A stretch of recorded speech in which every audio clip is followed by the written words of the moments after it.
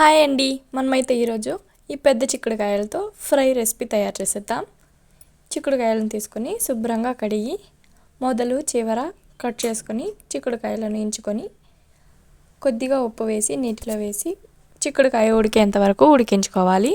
ఉడికిన చిక్కుడుకాయలను స్ట్రెయిన్ చేసుకుని నీటిని సపరేట్ చేసుకుని పక్కన ఉంచుకోవాలి.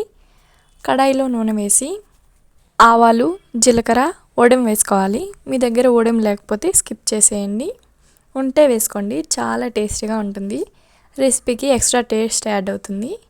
కచ్చా పచ్చిగా దించిన వెల్లుల్లి రెబ్బలు, 2 రెబ్బల కరివేపాకు వేసుకొని వేయించుకోవాలి. ఉల్లిపాయ తరుగు వేసి ఉల్లిపాయ వేగేంత వరకు వేయించుకోవాలి. ఉల్లిపాయ వేగిన తర్వాత 1/2 టీ స్పూన్ పసుపు వేసి మనం ముందుగా ఉడికించుకున్న చిక్కుడుకాయ ముక్కలను వేసి నూనెలో వేయించుకోవాలి. రుచికి తగ్గట్టు కారం, 1 టీ స్పూన్ ధనియాల పొడి, సాల్ట్ తక్కువ అయితే కొద్దిగా సాల్ట్ను వేసుకోండి. 2-3 టేబుల్ స్పూన్ల వేయించి పొడి చేసిన నువ్వులు, వేరుశనగ గింజల పొడి, కొత్తిమీర తరుగు వేసుకొని మొత్తం కలిసే విధంగా కలుపుకొని సర్వ్ చేసుకోవడమే. మీకు ఈ వీడియో నచ్చితే లైక్ చేసి సబ్స్క్రైబ్ చేసేయండి.